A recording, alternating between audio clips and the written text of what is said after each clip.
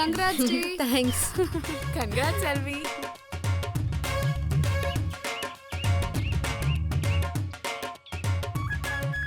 Hospital எப்போ join பண்ண போற? இன்னைக்கு ஈவினிங்கே. அப்ப நாளைக்கே நாங்க படையோட வந்துடுறோம். உங்க அம்மாவும் மாமாவும் போயிட்டாங்கல்ல?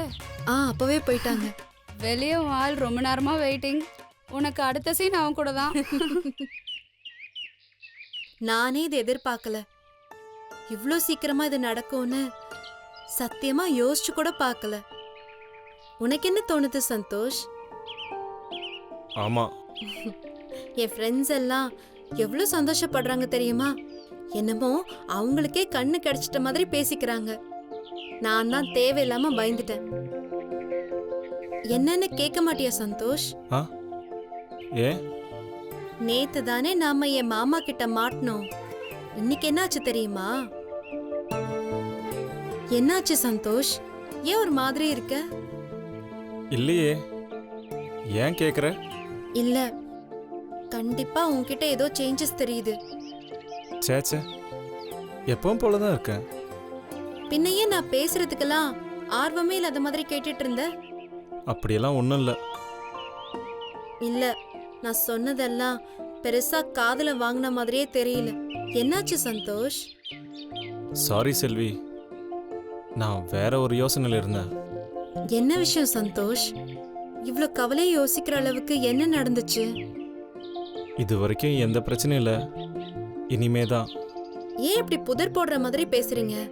கொஞ்சம் புரியுற மாதிரி தான் சொல்லுங்களேன். இது ஒன்றும் இல்லை, நாம் எப்படி மீட் பண்ண போகிறோன்னு யோசிச்சுட்டு இருந்தேன். இதுல என்ன பிரச்சனை இருக்கு? வழக்கம் போலதான். எப்படி முடியும் செல்வி? உனக்கு பார்வை கிடைச்சதுக்கப்புறம் இந்த இன்ஸ்டியூட்டுக்கு எப்படி வர முடியும்? நம்ம காதல் இங்கே தான் தொடங்கிச்சு, அது இங்கேயே முடிஞ்சிடுமோன்னு. சாரி சந்தோஷ், சத்தியமா நான் இதை யோசிக்கவே இல்லை. கண்ணு கிடைக்க போற சந்தோஷத்துல நான் இதை சுத்தமா மறந்துட்டேன். அதே மாதிரி என்னையும் மறந்துடுவியா செல்வி? சந்தோஷ், ஏன் இப்படி எல்லாம் பேசுறீங்க? உங்களை எப்படி நான் மறக்க மாட்டேன், ஆனால் எப்படி மீட் பண்ணுறதுன்னு மட்டும் சொல்லு. அது வெளியில் எங்கேயாவது மீட் பண்ணலான்னா வருவியா? வேணாம். ஆனா வீட்டில் எதுனா பொய் சொல்லிட்டு வரணும், அது ரொம்ப கஷ்டம்ல. உங்க கவலை எனக்கு புரியுது. நீங்க சொன்னதுக்கு அப்புறம் தான் எனக்கு இப்ப பயமா இருக்கு. என்னைக்கிடா இவளுக்கு பார்வை கிடைக்கும், கிடைச்ச உடனே என் தம்பிக்கு இவ்வளவு கல்யாணம் பண்ணி கொடுக்கலான்னு எங்க அம்மா காத்துட்டு இருக்காங்க. எங்க மாமாவை பத்தி சொல்ல வேண்டியதே இல்லை, அதான் உங்களுக்கே எல்லாம் தெரியுமே. அப்போ அடுத்த மாசமே கல்யாணம்னு சொல்லு. விளையாடாதீங்க சந்தோஷ், அப்படி ஒரு விஷயம் மட்டும் நடக்கவே நடக்காது. சரி, என்னென்ன சொல்லி தடுப்ப? நான் இன்னும் படிக்கணும், படிச்சுட்டு பெரிய அளவுல ஏதாவது சாதிக்கணும், அதுக்கப்புறம் தான் கல்யாணம்னு முடிவா சொல்லிடுவேன். அதுக்கு எத்தனை வருஷம் ஆகும்? 2-3 வருஷம் ஆகும்.